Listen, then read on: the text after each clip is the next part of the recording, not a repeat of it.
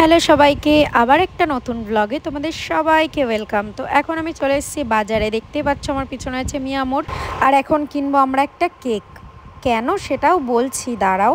তো জানোই সবাই যে মাদার্স ডে আজকে, তো যাই হোক আজকের দিনে একটু কিছু সেলিব্রেট করার জন্যই আমি চলে এসেছিলাম একটা কেক নিতে। মানে আমার দিদি মেনলি বলেছিল যে একটু কেক নিয়ে আয়। তো তারপরে কেক আনার সময় দেখলাম মিয়ামরে কোনো কেক ভালো পেলাম না। তো তারপর আমরা ফুচকা খেয়ে নিলাম। আর এই যে একটা ব্যস্ত মানুষ আমাকে ঘুরতে নিয়ে আসলেও ফোনেই সারাক্ষণ কথাই বলতে থাকে, এত ব্যস্তই থাকে। তো যাই হোক এখানে আমি ওকে রেখে চলে আসলাম। বললাম তুমি কথাই বলো ফুচকার দোকানের সামনে দাঁড়িয়ে, আর আমি ততক্ষণে ঘুরে আসি বাজারটা। একা একাই ঘুরতে আসলাম, দেখলাম এই যে গোলাপ ফুলগুলো বলছে 10 টাকা করে পিস।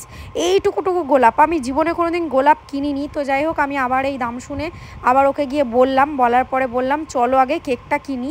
তো যাই হোক এই যে কেক কিনতে আমরা চলে এসেছি। এটা হচ্ছে গৌরাঙ্গনগরে এখন নতুন একটা কেক শপ খুলেছে, মন জিনিস। তো সেখানেই আমরা চলে এসেছি। প্রচুর ভিড় কিন্তু হয়েছিল।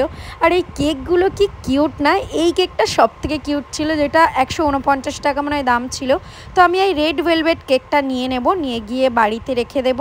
তো যাই হোক এখানে আমি বেরোতে চাইছিলাম কিন্তু দরজা খুলতে পারছিলাম না কেক হাতে নিয়ে। আর একজন তো বেরিয়ে গেল, আমাকে দেখলো না। তো যাই হোক এখানে দেখো এখানে একটা অনুষ্ঠান হচ্ছিল, আর গোপালগুলোকে এত সুন্দরভাবে রেখেছিল না সবার বাড়ি থেকে এনে, এটা আমার খুব ভালো লাগলো, মানে কি বলবো। আর আসার সময় এই কালিমাটাকেও দেখে আমার অনেক ভালো লেগেছে। তো তারপরে আমরা রেডি হয়ে নিয়েছি, কারণ এখন আমরা যাব একটা শ্রাদ্ধ বাড়ি খেতে গাইজ।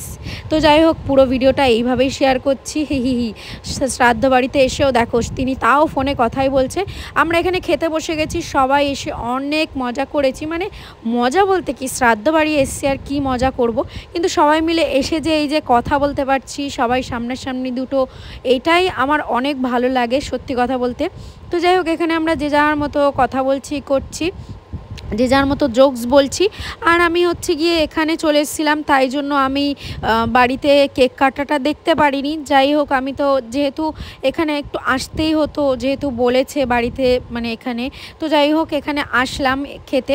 তো যাই হোক দেখো এখানে খেতে বসেছি, আর প্রদীপদা আমার পাশে বসে শুধু শুক্তো দিয়েই সব ভাত খেয়ে গেল। আমি তো অন্য কিছু দিয়েও খেয়েছি। আর এখানে আমি দিদিকে বলেছিলাম একটু ভিডিওটা করে রাখিস, যাতে মানে কেকটা আমি কিনেছি তোমরা বুঝতে পারো কে কে কাটবে। এটা হচ্ছে আমার মাসিমণি, আর এটা হচ্ছে আমার মাম্মি। তো দুজনে মিলে এই কেকটা কেটে নিল, দুই বোন মিলে।